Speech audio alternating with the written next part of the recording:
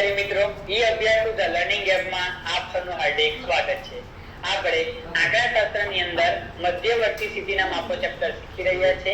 અગાઉ આપણે મધ્યનો દાખલા શીખીને આવ્યા, ત્યારબાદ મધ્યસ્થ દાખલા જોયા। આજે આપણે આજના વિડીયોમાં બહુલક વિશે વાત કરીશું। ત્રીજો માપ છે બહુલક, એના આપણે અભ્યાસ કરવાનો છે।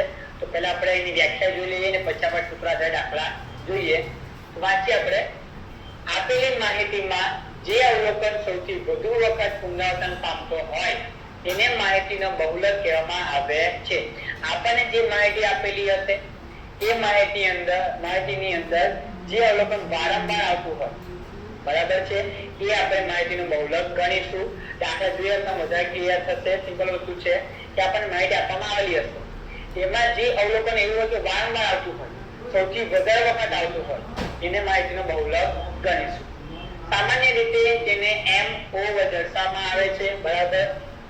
MO મતલબ બહુલકને કહેવાય મોડ।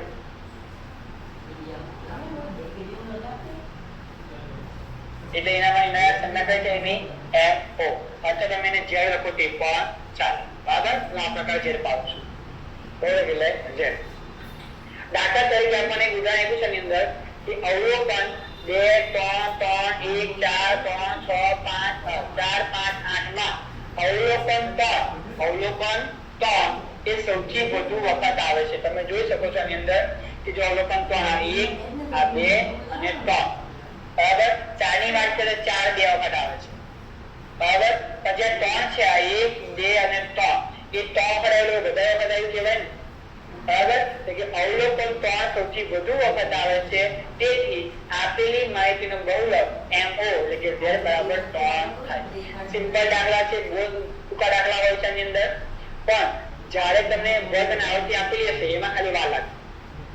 બાકી ચલ આપેલા હોય, ચલ સાથે આવૃત્તિ આપેલી હોય તો આ બંને પ્રકારના દાખલામાં ગણતરીમાં વાર લાગતી નથી, પણ જ્યારે વર્ગ અને આવૃત્તિ આપેલી હશે એમાં પણ થોડી વાર લાગશે। સૂત્રો લાંબુ છે, એમાં સમજવું પડે, પણ આ બે થોડા સહેલા છે, જે વહેલા પતે એવા છે।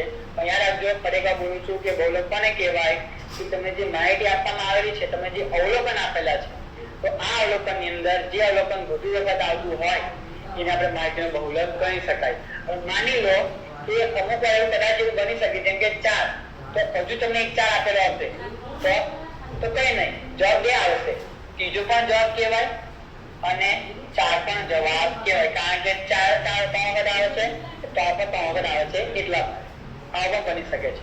આપણે દાખલા જોઈએ, ચાલો। નંબર 1, નીચે આપેલા પ્રાપ્તાંકો ઉપરથી બહુલક શોધવાનો છે આપણે। તો બહુલક શોધવો હોય આપણી પાસે જે ઉદાહરણના દાખલા હોય છે, એકમાં ચલ વાળા દાખલા એટલે કે તમને ખાલી અવલોકન આપેલા હોય, ચલ આવૃત્તિ વાળા દાખલા, વર્ગ અને આવૃત્તિ વાળા દાખલા। તો આપણે શીખવાના છે ચલ અને ચલ આવૃત્તિ વાળા દાખલા, બે પ્રકારના દાખલા આજે આપણે શીખીશું। આના પછી જે વિડિયો આપણો આવશે એમાં આપણે વર્ગ સાથે આપણે આવૃત્તિ લઈશું। તો આપણે જોઈએ, આપણે પ્રાપ્તાંક આપેલા છે, તો આપણે જવાબ લખો પહેલા આપણે જોઈએ પહેલા કે કયો સૌથી વધારે વખત આવે છે। 25 25 25 25, તો આ એક વખત છે, આ બીજી વખત છે, આ ત્રીજી વખત છે, આ ચોથી વખત છે। પછી બીજું કોઈ અવલોકન છે નહીં, ડબલ બી આવતું હોય, આ સિંગલ જ છે। તો 25 4 વખત આવે છે, લખવાનું કે અહીં અવલોકન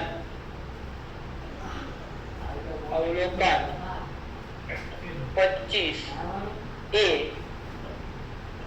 સૌથી વધુ 4 વખત આવે છે, 4 વખત આવે છે, માટે બહુલક MO લખી શકાય અથવા જે લોકો તે પણ ચાલે, જવાબ કેટલો કહેવાય 25। આવે વાત સિમ્પલ છે કે જે આપણને અવલોકન આપેલા છે, જે અવલોકન સૌથી વધારે વખત રિપીટ થતું હોય, પુનરાવર્તન પામતું હોય, એ માહિતીનો બહુલક કહેવાય છે। ઓકે, તો જવાબ કેટલો આપણો 25। નંબર 2 ની વાત કરીએ આપણે।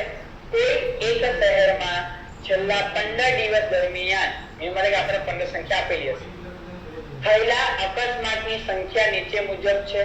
આપણને અકસ્માતની સંખ્યા આપેલી છે છેલ્લા 15 દિવસની, તે પરથી બહુલક આપણે શોધવાનો છે। તો બહુલક શોધવાનો છે આપણે, આપણી પાસે ચલ છે, તો નિયમ પ્રમાણે જે સૌથી વધારે વખત આવતો હોય તે તો 2 જો આ 2 છે એ 2 વખત આવે છે. પછી આ 0 1 2 અને 3 વખત આવે છે. પછી 1 ની વાત કરીએ તો આ 1 આ 2 3 4 અને 5 વખત આવે છે. ભલે તમારે જે 0 છે 1 2 3 વખત આવે છે એને લેવા દેવા નથી, પણ જે 1 છે આ 1 2 3 4 5 વખત આવ્યો તો જે સૌથી વધારે વખત આવતો તે બહુલક કહેવાય કે ના કહેવાય? બરાબર. બીજું કોઈ સંખ્યા છે એ કોઈ જો 4 છે પણ 2 વખત આવે છે 2 થી 2 વખત છે જવા દઈએ. और સૌથી વધારે કોણ છે એ તો લખવાનું કે માની અહીં અવલોકન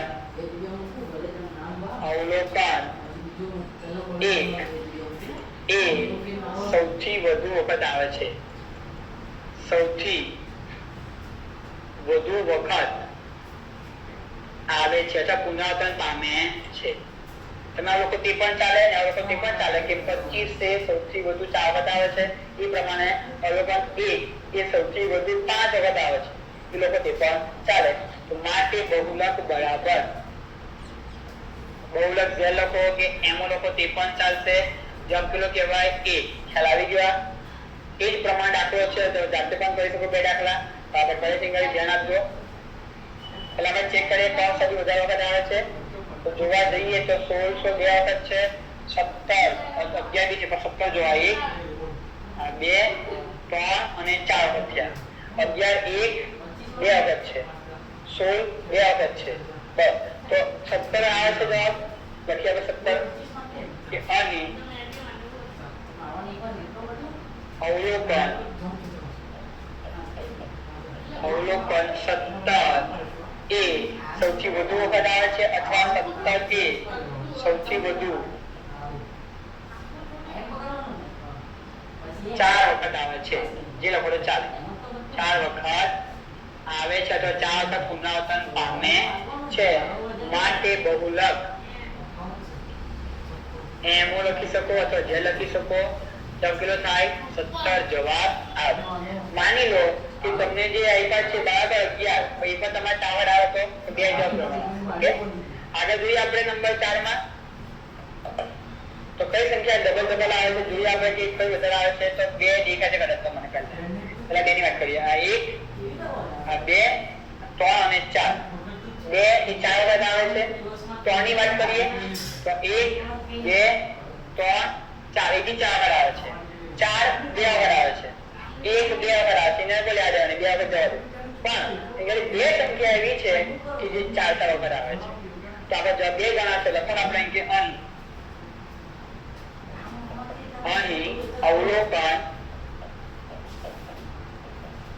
અવલોકન છે 2 અને 3 બરાબર. જો આ 1 આ 2 3 અને 4 1 2 3 અને 4 અહીં 2 અને 3 2 અને 3 બંને અવલોકન 2 અને 3 બંને 4 વખત બરાબર ને 1 2 3 4 વખત આવે છે અથવા સૌથી વધારે પુનરાવર્તન પામે છે. માટે બહુલક બરાબર બહુલક z બરાબર 2 અને 3.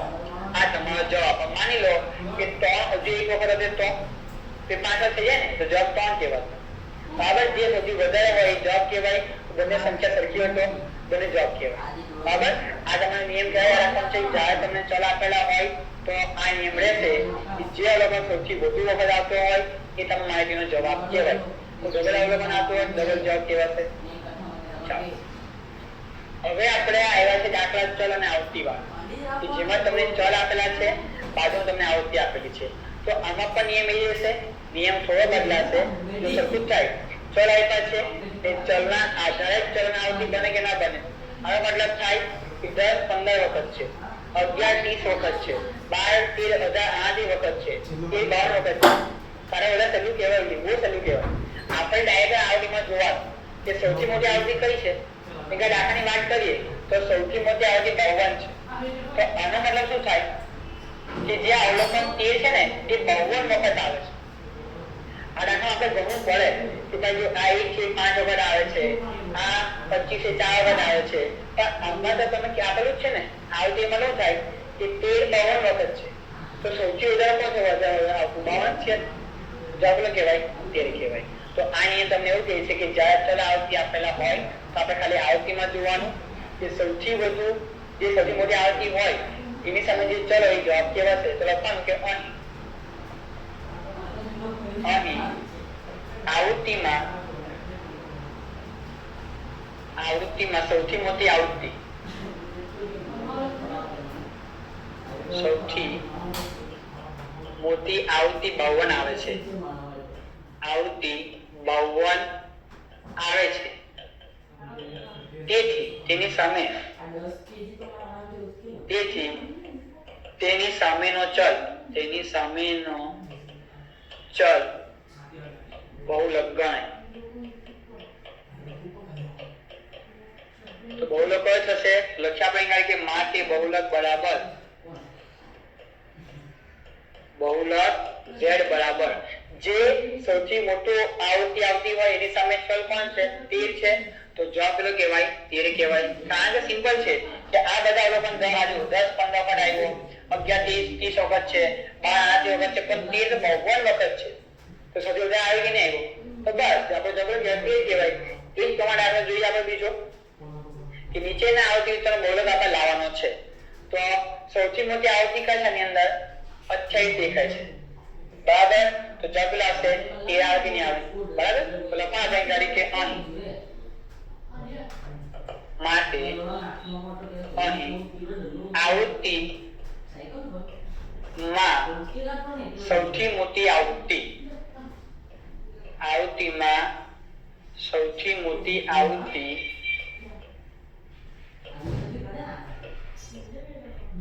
28 આવે છે અથવા 28 છે તેવું લખો તે પણ ચાલે. તેથી તેની સામે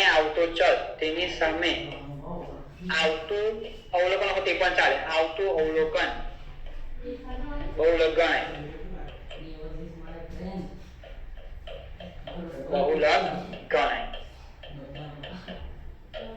માટે બહુલક MO અથવા Z બરાબર કેટલા? જવાબ 13 આવશે. ખ્યાલ આવી ગયો? ચાલો આગળ જોઈ લઈએ. દાખલા છે તો આપણી પાસે છે એક દાખલો છે. બરાબર. સિમ્પલ છે. આપણને x આપ્યો છે એટલે કે ચલ કહેવાય, એ પેલા આવૃત્તિ કહેવાય. તો આમાં પણ સહેમત થવાનું છે. સૌથી મોટી આવૃત્તિ કઈ છે? 15. તો જવાબ પેલો કહેવાય 12 કહેવાય કે ના કહેવાય? તો લખવું પડે. આપણે લખી દઈએ જવાબ તરીકે 15 છે ને? ઓકે 15 જ છે. તો માટે અહીં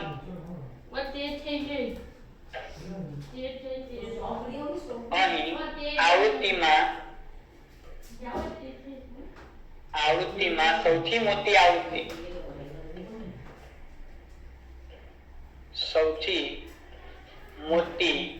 આવૃત્તિ 15 આવે છે અથવા 15 છે. તેથી તેની સામેનો ચલ અથવા અવલોકન બહુલક ગણાય.